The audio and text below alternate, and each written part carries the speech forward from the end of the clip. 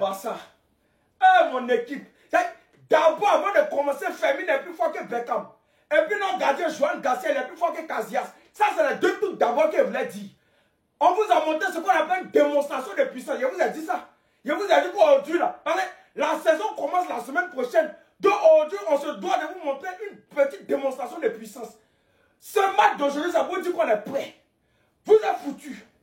Vous êtes foutus. Ah, c'est foutu, mais le mot. Ils ne sont pas foutus, ils sont morts. Parce que ça, là, ils ne sont pas foutus. Non, foutus est trop petit. Vous êtes morts. La saison va commencer, vous allez voir. Je sais que ce qui va se passer, ça dit, ce qu'on va vous faire là, même Dieu se désengage de ce qu'on va faire. Ce qu'on va vous faire là, je dis même Dieu se désengage.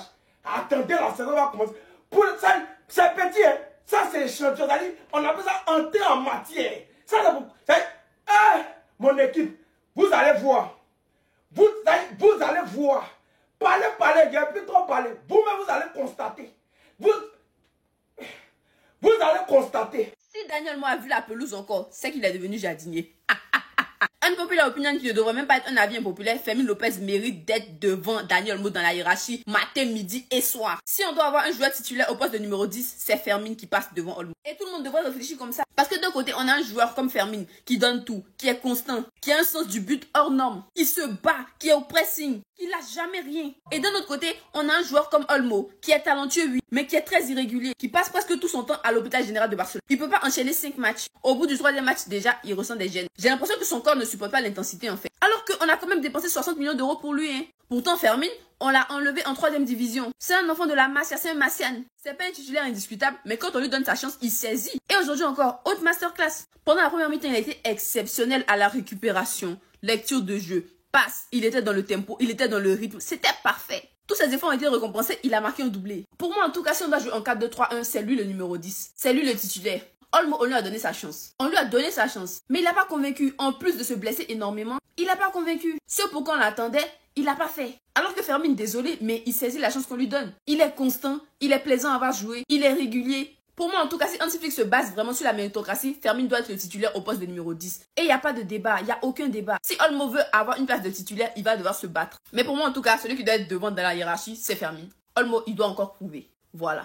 Le match de Lamine Yamal, est-ce qu'on en parle s'il vous plaît? Regardez-moi son deuxième but. Au moindre espace que tu lui laisses, il te tue. Et mention spéciale à Ferran Torres pour sa réactivité. Il reçoit la balle, il se retourne, passe directement à Lamine Yamal, enroulé, but. Et pour moi, la photo du match, c'est ça. Comment tu peux te retrouver en plein match dans cette position? Lamine Yamal les a fait passer un mauvais quart d'heure, surtout le Alex Vallée, ancien joueur du FC Barcelone qui est parti à Como l'an dernier. Il s'est fait envoyer pendant tout le match par Lamine Yamal. Dès que le ballon était sous le pied du petit, c'est terminé. Voilà, personne ne le récupérait. S'il y a bien un joueur aujourd'hui qui m'a encore impressionné, même si c'est face à Como, certes, c'est tout simplement Rafinha avec son pressing. Le gars, il a pressé du début jusqu'à la fin. Rarement, j'avais même l'impression de voir Ousmane Dembélé sur le terrain. Il a pressé jusqu'à faire marquer Lamine Yamal. C'était tellement simple que Lamine Yamal n'a même pas pris le temps de célébrer. Regardez-moi son sourire. Et l'autre image du match, les amis, c'est ça. Rashford qui rate tout seul face au cage. Car regardez-moi là. Regardez comment Rafinha tient sa tête, tellement c'était flagrant. Le gars, il était choqué, il a pris sa tête. Comment dans cette position-là tu rates? En action, il pouvait tirer à 2 reprises. Là, il n'y avait personne, il aurait pu tirer. Mais finalement, il a encore poussé à gauche pour se retrouver ici. Et même là, il rate. Sinon, mis à part ça, Marcus Rashford, il a fait un très bon match. Et pour terminer, score final 5-0 pour l'FC Barcelone. Leur phase de préparation, là, il n'y a eu que des massacres. Voilà, que des gros scores. J'ai hâte de voir ce que ça va être en Liga.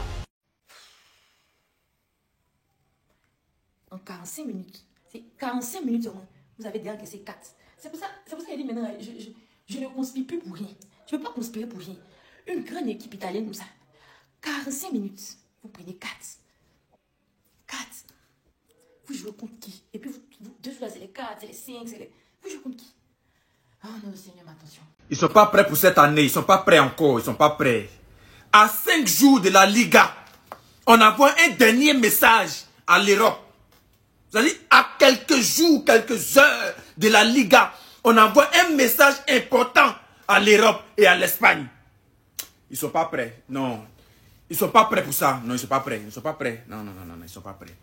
Ils ne sont pas prêts. Parce que dans les coulisses, on a essayé de négocier dans les coulisses pour dire qu'abandonner. Liga là, annulé. Coupe du Roi, annulé. Ligue des Champions, annulé. Emmener tout ce qui est trophée et nous, en retour, on arrête de massacrer la famille des gens. On arrête de détruire père des gens. Mais ils sont têtus. Donc aujourd'hui, on envoie un dernier message. Apprêtez-vous. Apprêtez-vous. Parce que vous voulez montrer que vous êtes garçon. Ok. 6 matchs, on a marqué plus de 40 buts. En 6 matchs, on a marqué plus de 40 buts. C'est pas discours. C'est nous les Barcelonais, on dit ça. Non, ils sont pas prêts. Ils sont pas prêts. Alors comment está bien. Il y a les équipes qui sont courageuses. On vous dit, vous venez jouer contre le grand Barça et puis vous avez le courage de prendre carburant, vous mettre dans votre car et puis venir sur le terrain pour jouer. Voilà, vous avez pris 5. Vous avez pris 5. Ça, c'est un message à nos futurs adversaires de la saison prochaine. La saison prochaine, vous avez 2 choix. Soit vous déclarez forfait, soit on vient sur votre terrain et puis on vous frappe 5. Voilà, ça c'est un petit message. La saison prochaine, l'objectif premier, c'est de remporter la Ligue des Champions. Et puis, je sais que le Barça va remporter la Ligue des Champions. Si le Barça ne remporte pas la Ligue des Champions, moi, déjà, piment en poudre. Il n'y a pas de débat. On se prend devant, la constellation continue. Il y a dit pression. Pression pour nos futurs adversaires. Ils n'ont qu'à attacher ceinture. Ça va péter cette nouvelle saison-là. Je vous ai dit, il n'y a plus d'histoire de petites équipes. Au moment où on est arrivé là, avec quelle que soit ta carrière footballistique, quel que soit ton niveau de football, tant que tu es sur terrain, nous, tant que tu as joué contre nous, c'est que tu es fort. Nous, on s'en fout. Hein. La saison qui va commencer là, nous, on n'est plus dans les sentiments. En plus, on dit que non, c'est un peu une petite finale, il y a un trophée à gagner après. Attends, nous, là, on n'entend pas le mot trophée. Tant qu'il y a trophée dedans, on allume, on prend et puis on avance. Quelle que soit la nature et la valeur du trophée. Même si c'est un comité organisé par Boribana, tant que nous on est dedans, c'est trophée. On ne joue pas avec. Et c'est ce comportement-là qu'on va adopter cette saison. On ne va rien laisser passer. Hein. Est-ce que vous savez ce qui vous attend même?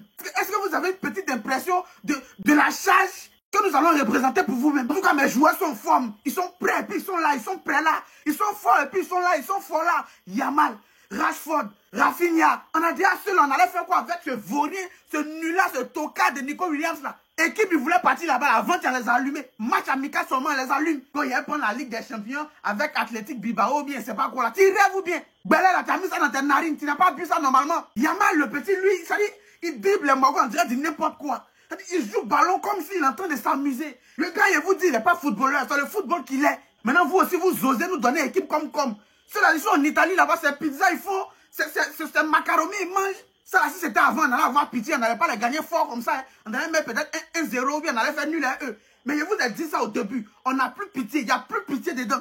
Quelle que soit l'équipe qui est en face, même si ça a 7 mimosas, on leur dit les vrais noms. Il dit les matchs de la saison, on n'a qu'à débuter, on n'a qu'à commencer à jouer même. Et si surexcité comme ça, on se calme. Voilà, et puis utilisez mon code promo, Melbet, Dolfo Bet, pour vous inscrire sur la plateforme, vous allez gagner des bonus en poids. On est ensemble, et puis.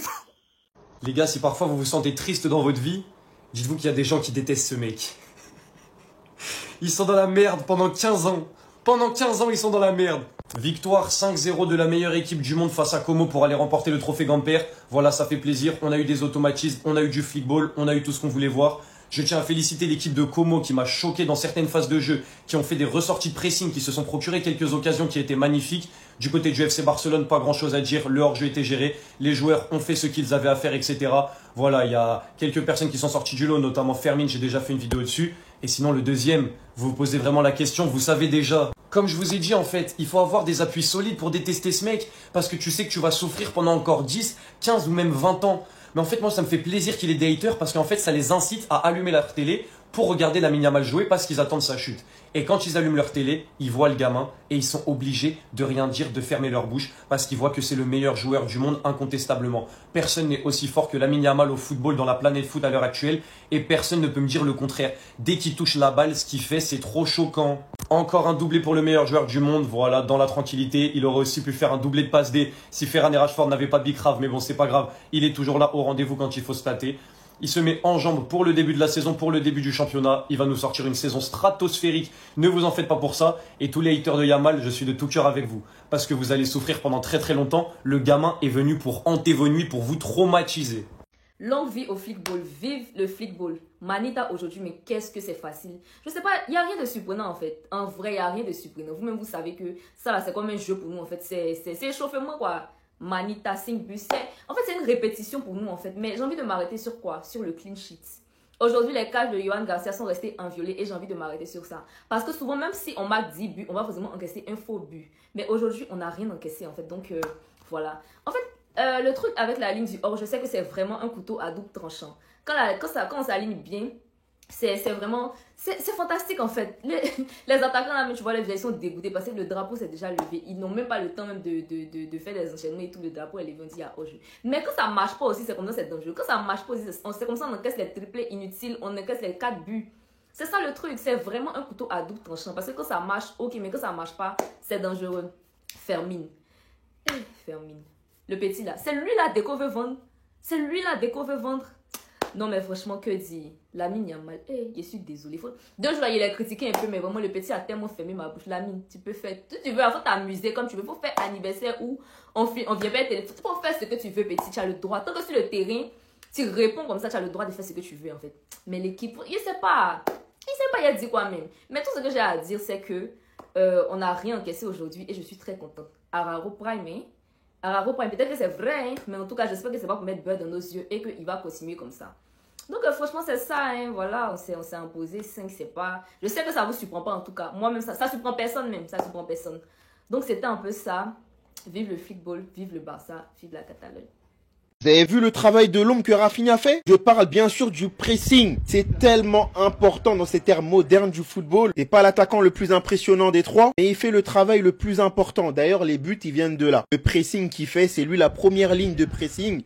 T'as les attaquants qui suivent comme Lamine Yamal et Rashford avec leur vitesse. Premier but du Barça, il me semble que c'est un pressing de Rafinha et de Balde. On a aussi le but de Lamine Yamal qui est dû à un pressing de Rafinha. Et ça, ce qui est intéressant dedans, c'est qu'il a réussi à le transmettre aux attaquants comme Marcus Rashford qui ont un bon cardio ou même Lamine Yamal qui fait les retours même défensifs. Vous vous rendez pas à quel point ça soulage énormément les milieux de terrain qui courent déjà énormément avec des joueurs qui ont une intelligence dans le placement, des intercepteurs comme Gavi, Casado ou même Firmine.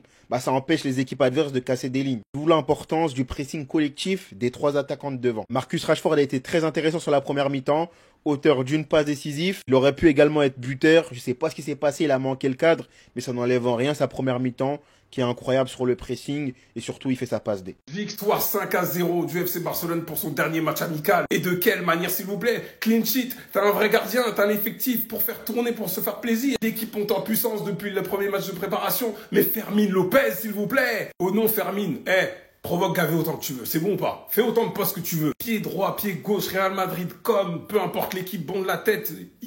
Non, Fermín le joueur là. Je perds Olmo, fait Bellec. Deuxième année du flickball. Comme, je crois, 5 fois hors jeu en 10 minutes. On retrouve le prime. Et les gars, ce qui va être la clé de cette saison, c'est le temps de repos. Si on n'a pas autant de joueurs qui jouent autant de temps, c'est fini. La Liga, on va la plier dès le mois de décembre. Rashford, en 9. En plus, déjà qu'on a plusieurs options offensives désormais. Dans ces options-là, il y a plusieurs animations offensives. On les a vus changer avec Rafinha, même Lamine Yamal des fois. D'ailleurs, Rashford, quel travail, relance de Johan Garcia. Il est là, dos au jeu, hop, remise derrière. Ensuite, il va la course jusqu'à pour ensuite dépasser Fermín, il me semble. Faire la passe D à Lamine Yamal. Quel travail! Rafinha, j'en parle même pas, il court partout, il cavale. Vous aviez des doutes, vous pensez qu'il allait baisser comme ça d'un coup. Sérieusement, les gars, ça va être atroce. Parce qu'au milieu de terrain, les gars, c'est n'importe quoi. En fait, vous allez être là, d'un coup, le tempo sera maîtrisé, tout ça. Frenkie, Pedri, Koubarsi. Et puis si ça accélère, quand ça va accélérer, c'est fini. Balde, Rashford, Rafinha, Lamine. Et... Tous ceux qui avaient un soi-disant agenda contre lui, j'espère que vous êtes prêts les gars et que vous avez le cardio. Toutes les personnes avec qui vous avez cherché à le comparer, j'espère qu'ils assumeront aussi. Et vous finirez sûrement par comprendre durant la saison les gars, Lamine Yamal est le meilleur joueur du monde. Un joueur qui se fait déchirer sur les réseaux depuis des mois bizarrement lorsqu'il n'y avait plus de football. Maintenant vous n'avez plus d'excuses, allumez votre télé et regardez-le jouer. Peu importe, même si vous en avez pas envie, vous allez entendre parler de lui chaque semaine. Parce que les gars, vous pouvez raconter ce que vous avez envie. Que son extra sportif vous déplaise, que son arrogance, ses stories, ça vous énerve, ça vous fait chier. Mais vous pouvez en aucun cas nous expliquer que ce type est nul au football, que ce type est surcoté, que ce mec ne mérite pas sa hype. Parce que vous avez devant vous le meilleur jeune joueur de l'histoire du football, qui est cette année le meilleur joueur du monde. Et je pense que vous réalisez pas. Et certains pensent vraiment que ce numéro 10 va être trop dur à porter pour lui, qui va nous faire une Fati bis. Vous avez rien compris les gars. Sachant qu'en plus il est pas tout seul, il est très bien entouré. Mais aujourd'hui les gars, le calvaire qu'il leur a fait vivre, je me demande vraiment qu'est-ce que Lamine Yamal est allé apprendre au Brésil. Qu'est-ce que Neymar lui a appris? Parce qu'il est clairement plus le même. De toute façon, comme c'est des matchs non officiels, vous allez pas m'écouter et me prendre au sérieux. Vous verrez par vous-même quand la Liga va commencer. Chaque week-end, on parlera de lui. Enfin bref, sinon vous les gars, vous en pensez quoi? Ramenez-vous sur ta personne, on s'ennuie. Merci. Redescends là. Merci.